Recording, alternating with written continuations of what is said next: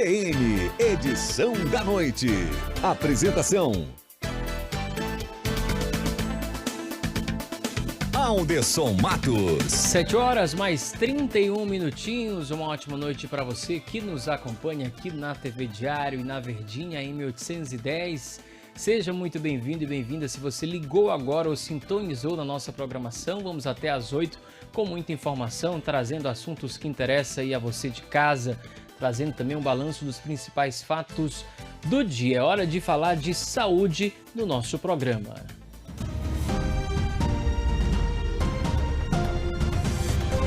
Saúde e bem-estar. Uma das festas mais tradicionais do ano se aproxima, né? Falta aí pouco mais de uma semana, né, para o carnaval. Mas esse período de folia, gente, requer uma série de cuidados, viu? Dentre eles aí, o cuidado com a saúde sexual. Isso porque infecções aí silenciosas podem afetar tanto o homem como a mulher e acarretar problemas futuros. A gente faz questão agora de trazer esse alerta falando sobre esses cuidados. Vamos conversar ao vivo com o ginecologista especialista em reprodução, o Marcelo Cavalcante. Doutor Marcelo, boa noite, muito bem-vindo. Obrigado por disponibilizar o seu tempo aqui para conversar com o nosso público. Boa noite, pessoal. Boa noite aos ouvintes e telespectadores. Eu aqui à sua disposição para a gente esclarecer as dúvidas com relação às infecções sexualmente transmissíveis. E chamo a atenção, não ocorre somente no período carnavalesco, mas o apelo do carnaval faz a gente aquecer e relembrar alguns conceitos de segurança para os foliões e para todos nós no dia a dia. Pois é, né? As infecções sexualmente transmissíveis aí, as ISTs, elas vêm crescendo entre os jovens, principalmente de 15 a 29 anos. O que se deve a esse aumento e também como se prevenir? Bom, o ano passado, no final do ano passado, foi lançada uma publicação do IBGE falando sobre o uso do preservativo nessa população que você comentou, entre adolescentes de 13 a 17 anos. Eles compararam a frequência de uso de preservativo durante as relações sexuais dessa população e viram que de 2009 a 2019 houve uma queda de mais de 12%. De 72% de uso caiu para 59% de uso nas relações sexuais. Então isso é um dos fatores que vem provocando esse aumento nas infecções sexualmente transmissíveis.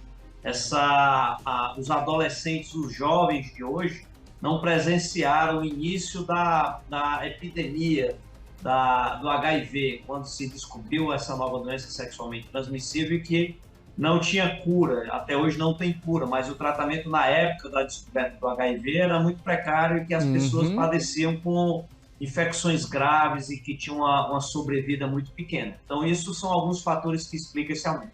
Quais são as doenças mais comuns nesse período?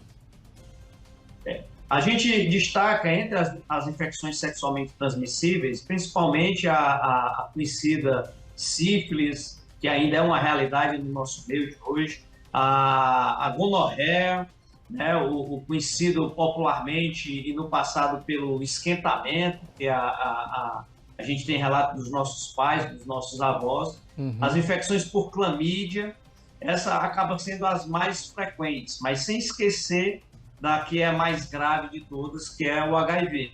Além de outras infecções como a hepatite B, que é transmitida através da relação sexual, e outras como o HPV também, que muitas delas não têm um impacto imediato, mas sim um impacto a médio e longo prazo. Pois é, eu já aproveito, doutor, para te perguntar, né? Quais são as sequelas, então, aí dessas infecções a longo prazo, né? Para quem acaba aí sendo infectado.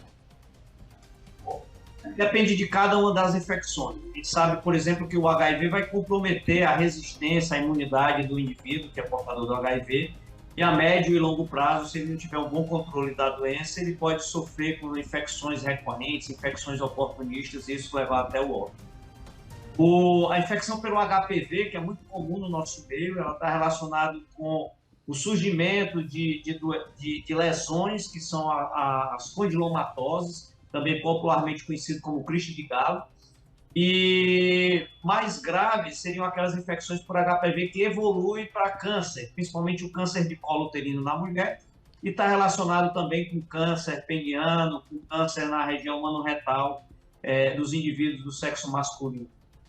E as infecções por clamídia, por gonococo, elas comprometem a capacidade reprodutiva da mulher e pode também comprometer a capacidade reprodutiva do homem. Essas são as principais complicações a médio e longo prazo de cada uma dessas infecções sexualmente transmissíveis. Tá aí, você explicou, né? Já era a minha próxima pergunta aqui, qual a relação das ISTs com a infertilidade.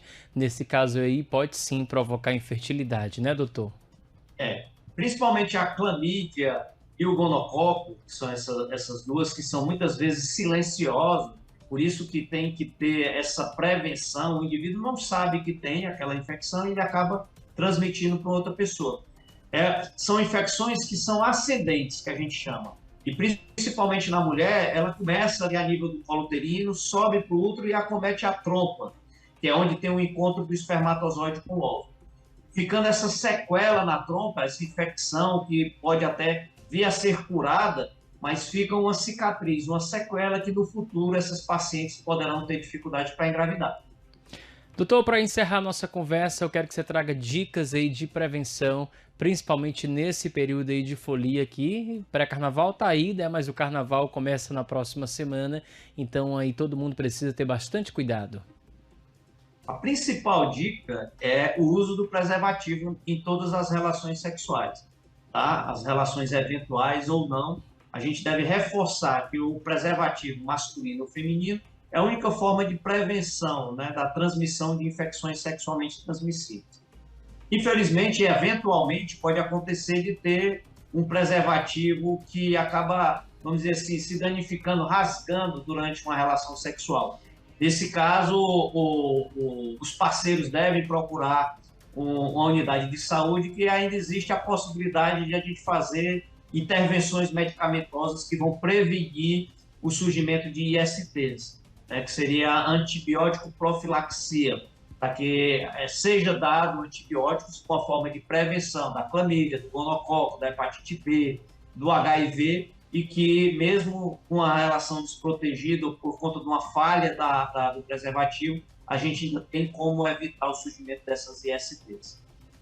Perfeito, doutor. Obrigado pela sua participação. Tá aí então. Vamos se divertir, mas também se proteger. Obrigado. Conversamos com o doutor Marcelo Cavalcante, especialista em reprodução e ginecologista. Até a próxima. Ótima noite, doutor. Eu que agradeço e fico à disposição aí para qualquer esclarecimento e que o bloco do preservativo vá para a avenida com segurança. Bom carnaval a todos. Obrigado. 7h39, vamos seguindo com os nossos assuntos. Depois dessas dicas tão importantes, vamos falar agora de